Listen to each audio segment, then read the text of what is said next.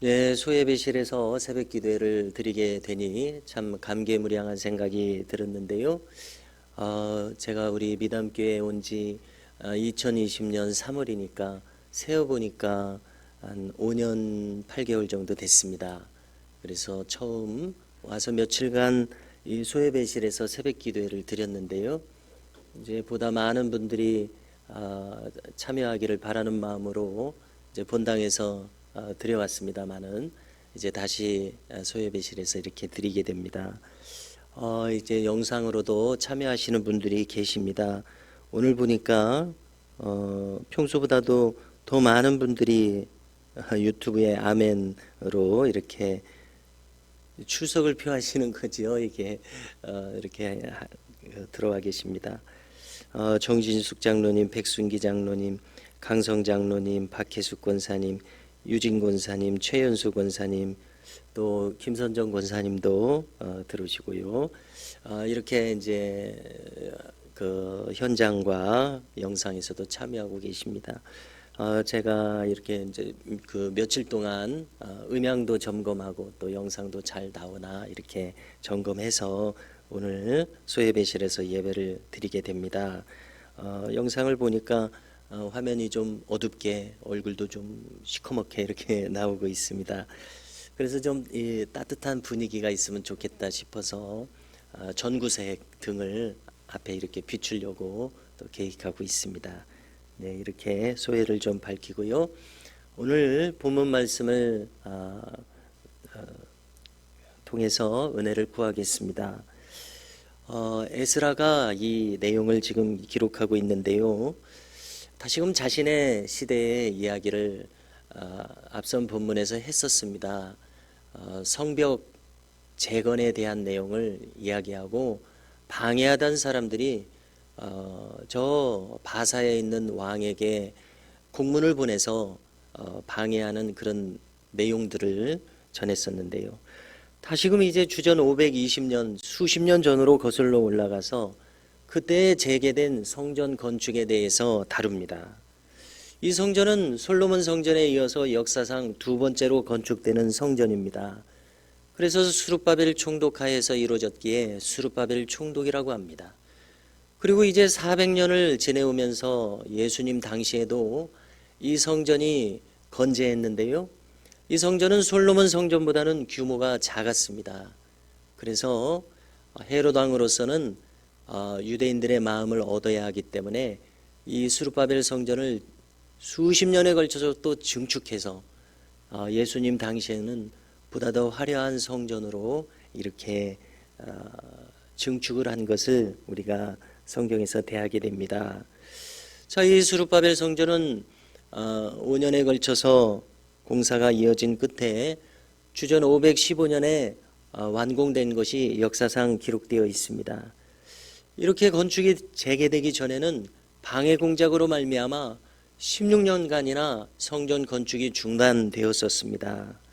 자, 이때 활동한 선지자로 학개와 스가랴를 소개하고 있습니다. 그들은 유다와 예루살렘을 향해서 하나님의 뜻을 전한 선지자들이었습니다. 연령을 생각해 볼 수 있는데요. 학개 선지자가 연장자요, 스가랴는 젊은 선지자였습니다. 그래서 교회 역사상에서도 비슷한 관계를 떠올리게 되는데요. 스위스 제네바의 젊은 칼빈이 망명해서 피신하고 있었을 때에 거기에는 이미 제임스 파렐이라고 하는 장년의 목사님이 계셨습니다. 자, 칼빈은 지친 나머지 저 시골에 가서 조용히 연구하면서 지내려고 했었습니다. 가만히 보니까 귀한 인재 같습니다. 그래서 이제 칼빈의 마음을 되돌리기 위해서 강하게 말을 하는 겁니다. 자네가 만일 이 어려운 시기에 조용히 시골에서 책이나 읽고 이렇게 한다면은 하나님께서는 자네의 삶을 축복하지 않으실 거네. 이렇게 이야기를 하니까 칼빈이 정신을 번쩍 뜨이고서 스위스 제네바에서 이렇게 개혁하는 일에 몸담게 되었습니다. 이렇게 누군가가 이끌어줌으로 해서 하나님의 일이 진행되는 것 같습니다. 이 학개가 성전 재건의 사명에 대해서 불을 지피게 되니까요, 당시에 총독 스룹바벨과 제사장 예수아가 이제 주도적으로 나서면서 예루살렘 성전을 재건하기 시작했습니다. 이때 다른 선지자들도 함께 독려하며 성전 재건에 힘을 썼습니다. 자, 그런데 이때 또 문제가 생깁니다. 바사를 기준으로 했을 때 유브라데강 건너편, 즉 여기 유대와 사마리아, 또 북쪽의 아람 지역, 여기에 총독들과 관리들이 제동을 걸기 시작하는 겁니다. 그들은 총독 다뜨네와 스달버스네 그리고 동료 관리들이었습니다. 아니, 누가 이 성전을 건축하라고 했느냐, 누가 이 성곽을 짓게 했느냐 따져 물었습니다.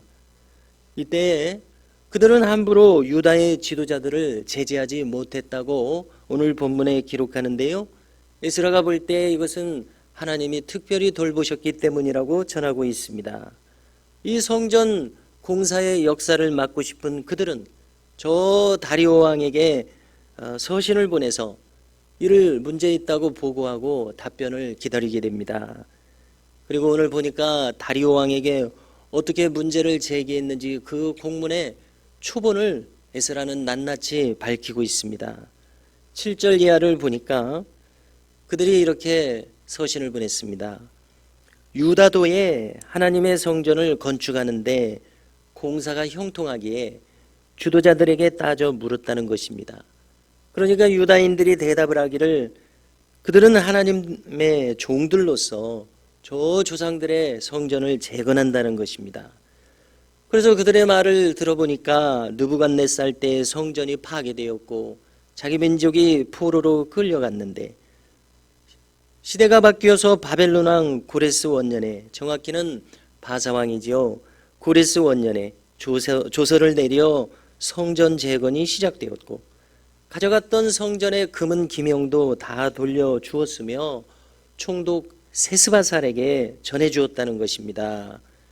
자, 이때의 총독 세스바살은 이 모든 정황상 총독 스룹바벨을 가리킨다고 성경학자들이 헤아리고 있습니다. 그래서 이 세스바살은 저 바사식 이름이요, 스룹바벨은 유대식 이름입니다. 우리나라 이 재미 교포들도 미국식 이름을 가지고 또 한국식 이름이 있지 않습니까? 아마 그런 것 같습니다.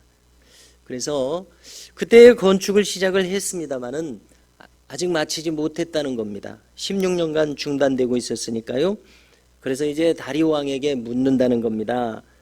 이전 시대의 공문서들을 조사를 좀 해주셔서 과연 그런 조서가 내려진 바가 있었는지 확인해 주시고 이에 대해서 왕이 판단해 주소서라고 서신을 보냈습니다. 한마디로 말해서 이것을 좀 막아달라는 것입니다. 자, 여기까지가 오늘 본문인데요. 내일 본문이 되겠습니다마는 다행히 그 고레스 왕의 조서가 존재했습니다. 저 메대에 있는 옛날 궁성에서 그것이 찾아졌습니다. 그래서 다리오 왕은 우리 조상들 선대 왕들의 뜻이로구나 깨닫고 성전을 계속 지으라고 할 뿐만이 아니라 자기의 국고에 있는 재정까지 다 내어주면서 얼른 지으라고 훨씬 큰 돕는 힘이 되는 이러한 일이 있게 됩니다. 그래서 이 모든 내용들을 볼 때에 하나님의 일하심이 참으로 경이롭습니다. 한편에서는 힘을 다해서 이 성전 재건을 막는 자들이 있는가 하면 놀랍게도 그들의 악의적인 방해가 이렇게 공식 문서를 통해서 고대 문서를 확인해 가지고 성전 건축을 더 돕는 역사로 이어졌습니다. 그래서 위기의 상황이 형통의 상황으로 역전되었습니다. 그래서 하나님께서 일하시는 것은 참 오묘하다는 생각이 들어집니다. 16년간이나 방해를 받고 인내의 시간을 보내야 하는가 하면 어느 때에는 더 힘센 자들을 동원하셔서 도우시는 하나님의 인도하심입니다. 그래서 이사야 선지자의 말씀이 떠오릅니다. 하나님의 뜻은 사람의 뜻보다 높다. 또 바울도 고린도전서 1장 25절에서 말합니다. 하나님의 어리석음이 사람보다 지혜롭고 하나님의 약하심이 사람보다 강하니라. 이 말이 본래 가리키는 것은 십자가에 대해서였습니다. 십자가는 약하고 패배하는 것처럼 보였습니다. 그러나 그 결과를 보면은 그 약해 보이는 십자가가 오히려 최종적인 큰 승리를 보여주시고 있습니다. 성도 여러분, 그러므로 우리도 이 깊으신 하나님의 뜻이 언제든지 우리 가운데 있음을 생각하면서 더욱 깊고 견고한 신앙으로 무장할 수 있기를 바랍니다. 그래서 눈에 보이는 현상으로 판단하는 데 그치지 않고 그 배후에서 역사하실 하나님을 생각하면서 붙들고 인노라면 그분께서는 마침내 우리로 하여금 신앙의 승리로 인도하시리라 믿습니다. 그래서 오늘도 이 믿음을 가지고 이 하루를 또 우리의 남은 생애를 승리할 수 있기를 주님의 이름으로 축복합니다.